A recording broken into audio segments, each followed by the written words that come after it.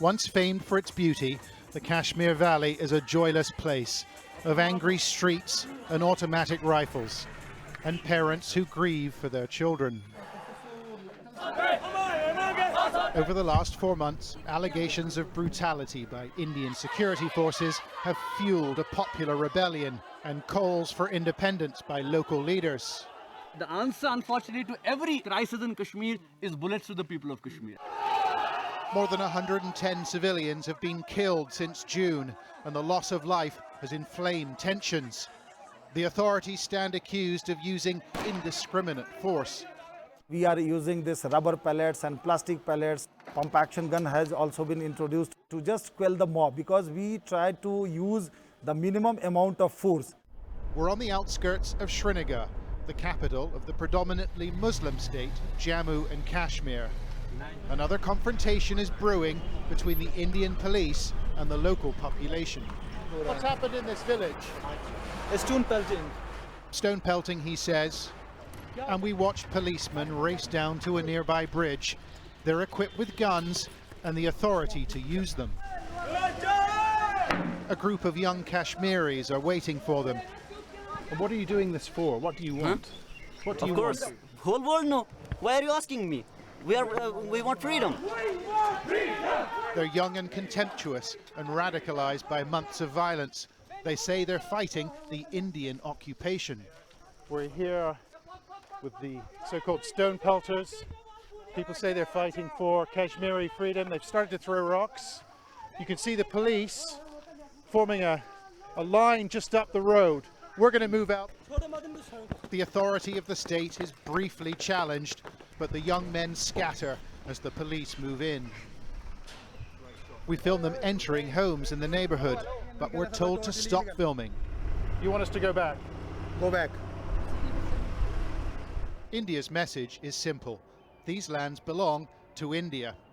It's fought 3 wars against Pakistan here and battled militants in a bloody insurgency sponsored by Pakistan in the 1980s and 90s. But Indian military chiefs say the threat posed by their neighbour has significantly declined in recent years. Yet the security forces are still here. You see them on every street corner in Srinagar. Local residents accuse them of intimidation, of beatings and window smashing. And special legislation gives police wide powers. Critics say they're immune from prosecution. Frustrated and angry, young men have taken to the streets. They want the security forces to withdraw, and they want to vote on independence. The police have responded with force, and more than 100 people, including children, have been killed in the last 4 months. The loss of life has fueled the protests. We were told of a distressing story that an 8-year-old boy called Samir Ahmad had been beaten to death by the police. So we went to see his family in a part of the city under curfew. The Ahmed family were distraught, but they wanted to share their story. Despite a curfew on the 3rd of August, Mr. Ahmad allowed Samir to go to his uncle's house nearby.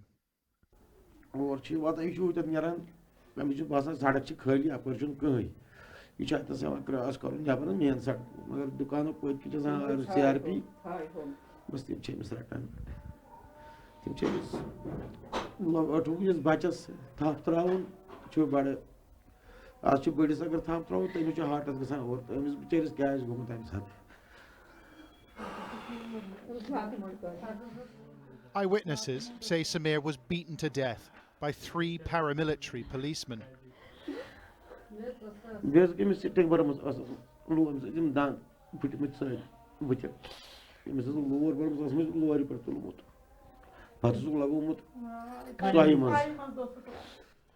With paramilitary forces looking on, Mr. Ahmad walked us through the deserted streets to the site where his son was found. Local residents told us they saw what happened. There was no trouble in the area, they say. The police just went for him. The paramilitary Central Reserve Police Force, or the CRPF, give a different version of events. The boy was killed by a stampeding group of protesters. We've been told that he was beaten by 3 or 4 CRP officers.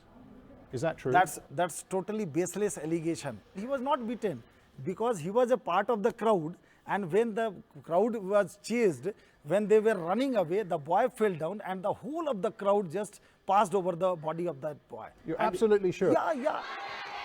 Many here refuse to accept such explanations. The death of Samir Ahmad and many others over the last few months have fueled the pro-independence movement. The alleged brutality of the police has radicalised a wide cross-section of the community, although the police deny all allegations of improper conduct. Misrat Khan is 29. Until the death of her brother Iqbal 3 months ago, she'd never been to a protest. It's different now. We found Ms. Khan and other local women blocking traffic in a demonstration outside Srinagar. Protest میان حساب چھُنہٕ أسۍ یَتھ پٮ۪ٹھ لڑان چھِ مےٚ چھُنہٕ باسان کہِ سٲنۍ مانگ چھےٚ غلط گۄڈنِچ کَتھ یہِ پَتہٕ گوٚو أسۍ نیرو کیٛازِکہِ أسۍ بیٚہمو نہٕ وۄنۍ پَتھر کینٛہہ. Masrat Khan's brother Iqbal was 19. He had a sales job in southern India, and this summer he came back to see his family. This footage was taken on a mobile phone just after Iqbal Khan had been shot by a policeman. Local residents rushed to the scene. His family say he'd gone to buy biscuits for breakfast from the local store. The shopkeeper told us she'd just opened up. A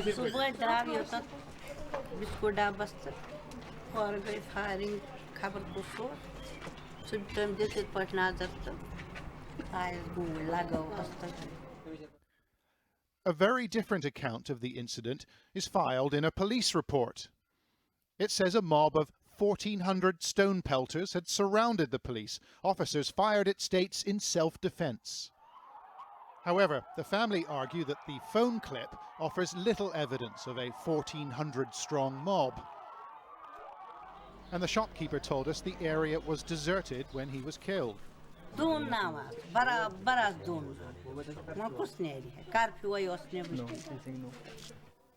Life goes on in the house where Iqbal grew up, but his family can't forget, and his mother hasn't spoken since his death.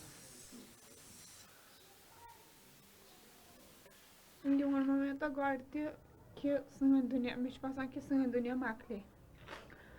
I can't the cushy, as in Magan Mish was like singing cushy and make company. Them since it built, I see a circuit, a chana, get you can't go to my systematic, is to get things in your job. Get at them since Juday, but I can't.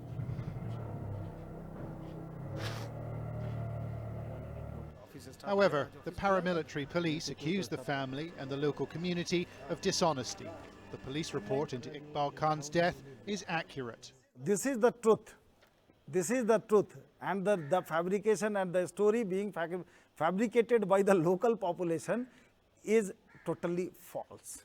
This is the truth. What has actually taken in the ground, it has been reported in the police activity because these are the authentic papers. The Indian government told us that the eyewitnesses we spoke to in connection with the deaths of Samir Ahmad and Iqbal Khan are unreliable due to the passage of time, adding that it's now appointed 3 peace envoys in an attempt to calm the situation. They have much work to do. India has long defended Kashmir from external foes, but the threat is changing. India is now in conflict with the people they call their own.